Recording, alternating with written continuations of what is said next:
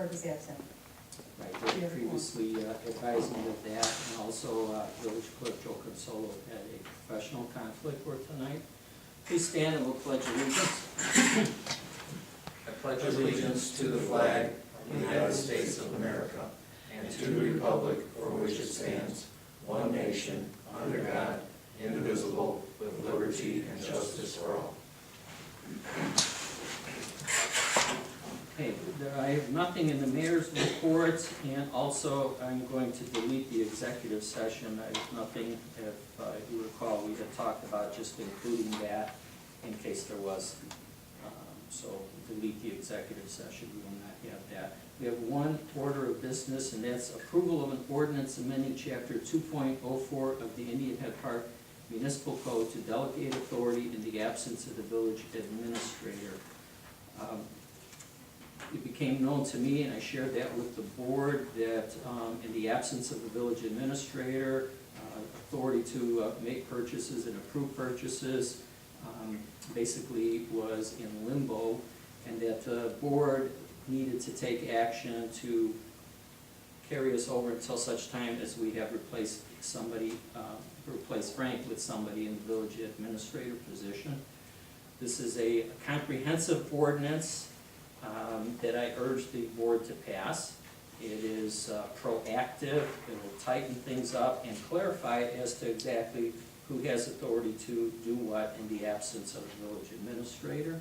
So at this time, I would entertain a motion to approve ordinance 2014-5, an ordinance amending chapter 2.04 of the Indian Head Park Municipal Code to delegate authority in the absence of the village administrator. So Moved by trustee Walsh, is there a second? second. Second by trustee Bailey. Okay, and we'll have discussion with the board, but first I would like to read an email that I received from trustee O'Loughlin. Good morning, Mayor Andrews, hope all is well. I'm writing to you regarding ordinance number 2014-5, an ordinance amending chapter 2.04 of the Indian Head Park Municipal Code to delegate authority in the absence of the village administrator. I'm a little confused on the wording in the amended ordinance. My takeaway from the meeting was you directed legal to draft an ordinance stating the village president would be acting village administrator for a few months during the process of hiring a new village administrator, which would be under 2.04.040 subsection 1. The amended ordinance states, and in the emphasis that she placed in the email, and I printed it out, it deleted parts of the language from the right-hand margin, but it's clear she was trying to copy the wording from the draft ordinance. So if you want to follow along, I will read that, because this is referenced in her email. It's entitled 2.04.040, vacancy or absence of the village administrator. During the period of time when 1, a vacancy in the office of village administrator exists, or 2, the village administrator is absent from the village due to illness, disability, vacation, out-of-town business, or leave of absence without a vacancy in the office of village administrator existing, the village president, as the chief executive officer of the village, shall, for the proper administration of all affairs of the village, have and exercise the powers and duties of the village administrator. Trustee O'Loughlin goes on.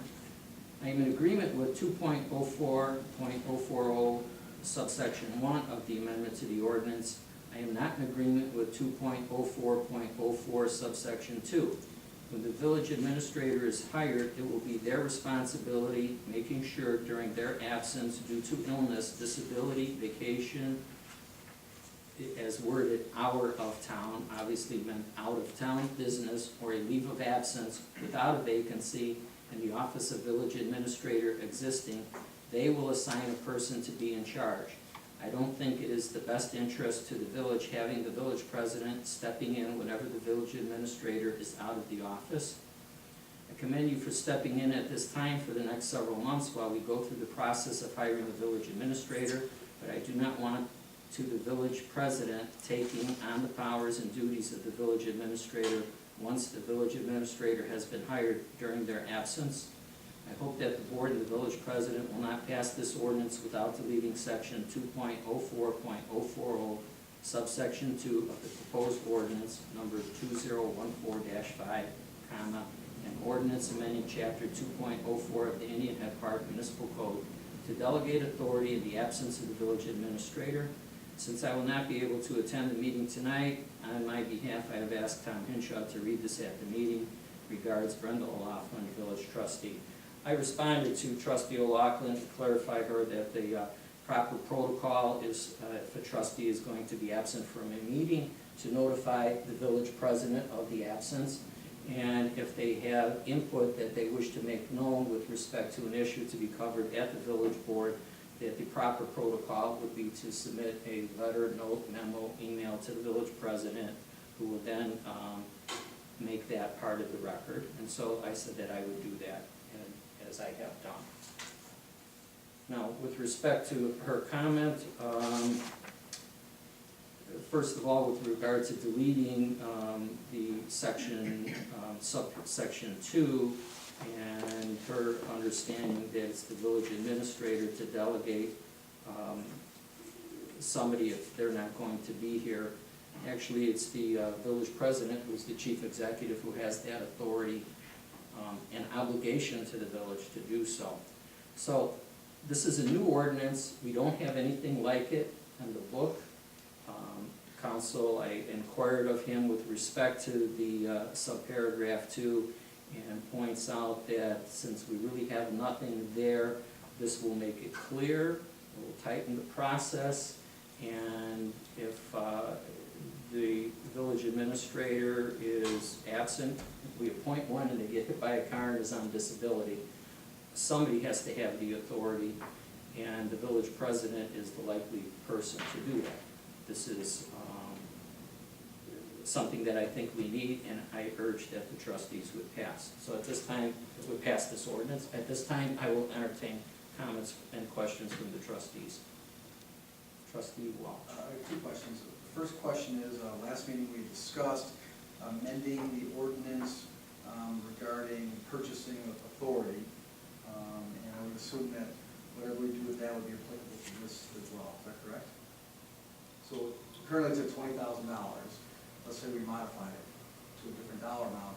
That would apply to the village president if he's acting in the capacity of the village administrator. Is that correct? Yes. Well, what happened is we passed the purchasing ordinance, and as part of the purchasing ordinance, we would amend that section of the village administrator ordinance that sets the limit at $20,000.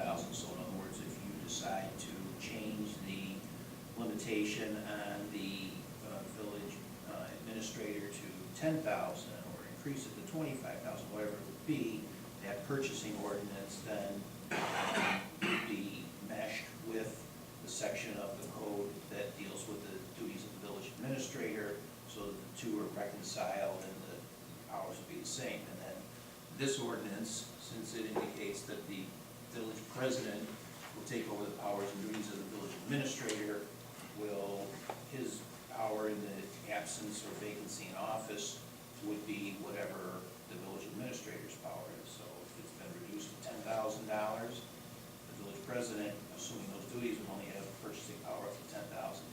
If it's increased to $25,000, obviously the village president would have $25,000 worth of authority. So. And Council, one follow-up question. I haven't had a chance to review other ordinances from other villages. Is this commonplace in other villages? It doesn't come up that often. Oftentimes, when a village administrator or village manager is resigning from office, there's enough notice, and they end up hiring someone so that there's not a gap. I did have it happen in another municipality some years ago, and at that time, the village board believed that the village president had sufficient authority without even passing one of these ordinances, and that's the way that they operated at that time until they filled the office. That's my other question. Now, Rich, your input is that this would be something that would cover us under all possible eventualities, correct? Would absence or dismissal Yes. of the village administrator. I think the concern with the subsection 2 is if you have, as you indicated, a village administrator who,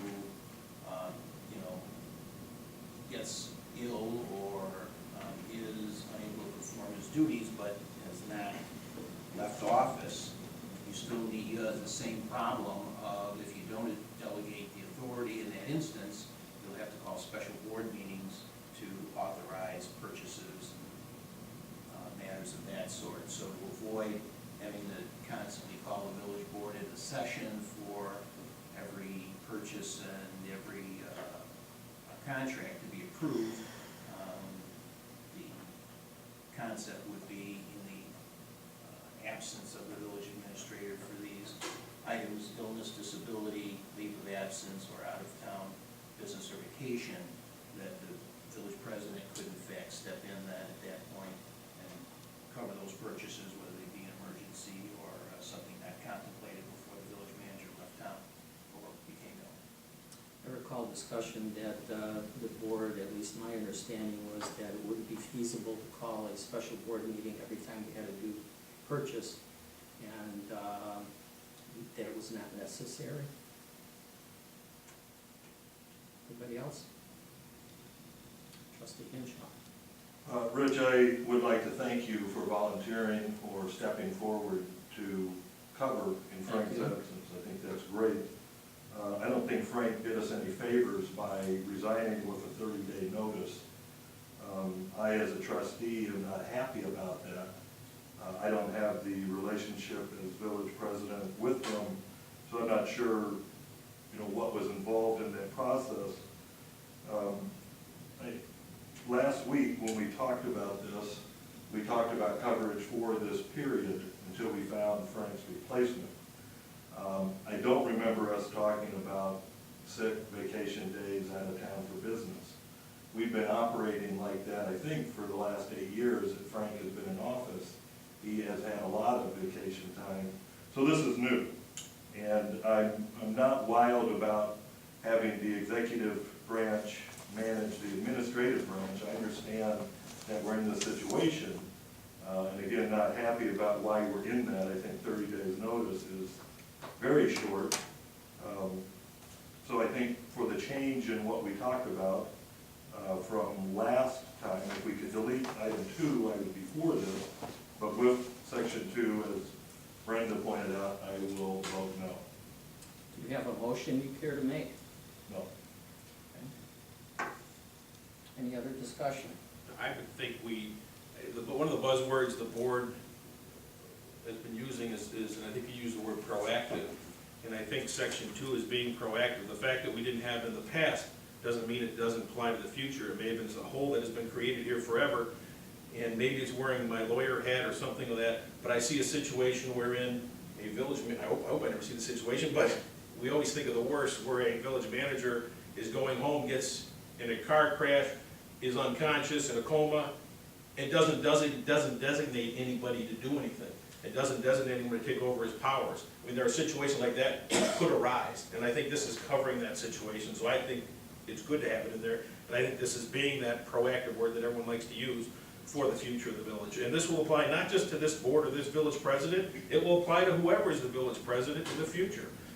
So it's not just for one particular person, it is for, hopefully, for whoever, it can continue forever, that this ordinance will apply and will be covered in those situations. Anybody else? What is Trustee the Schneider. difference between this and what we've been doing all the time anyway? I mean, if Frank goes on vacation, which he's done, as Tom pointed out, I mean, he didn't designate somebody to take over his duties then, right?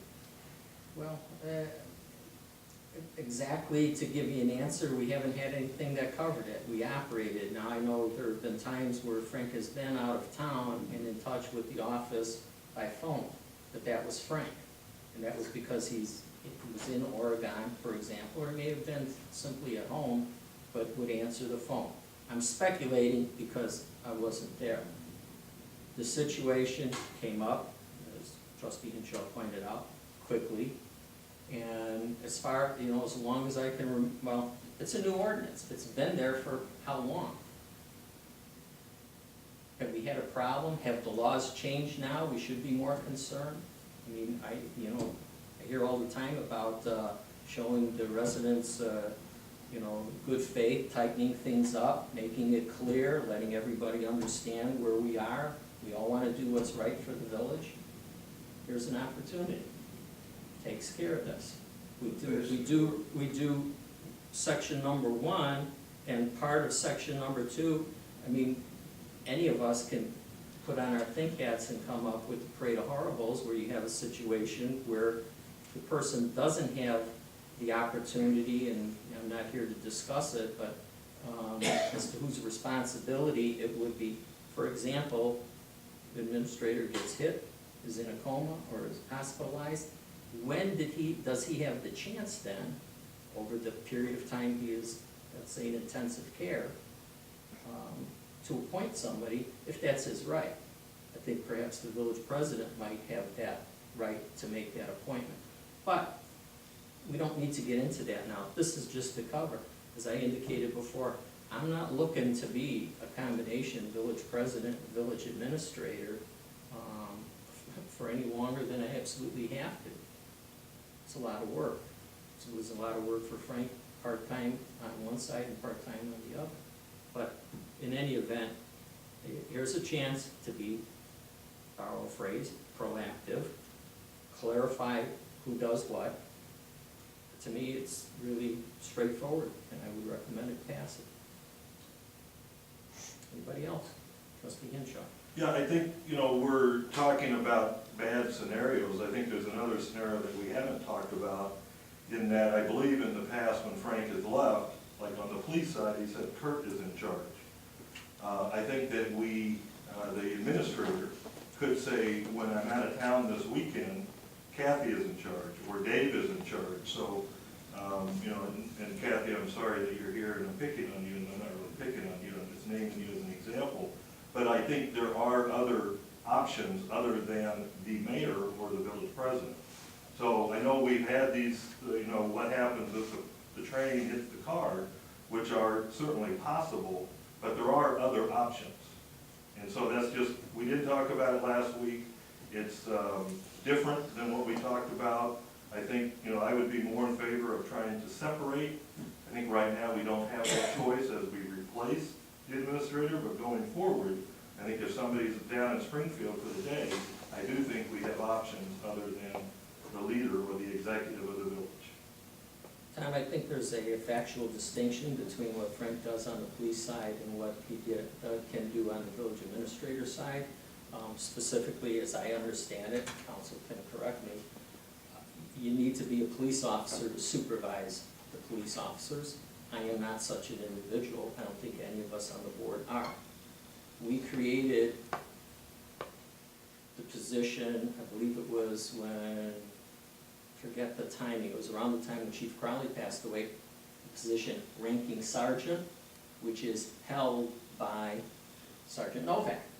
Because while Chief Crowley was fighting cancer and was not in the office, somebody had to run it, and that was Sergeant Novak. So I think there's a big factual distinction with respect to what you're saying. If he did that on that side, he could do it on this side. But in any way, that's the way I see it.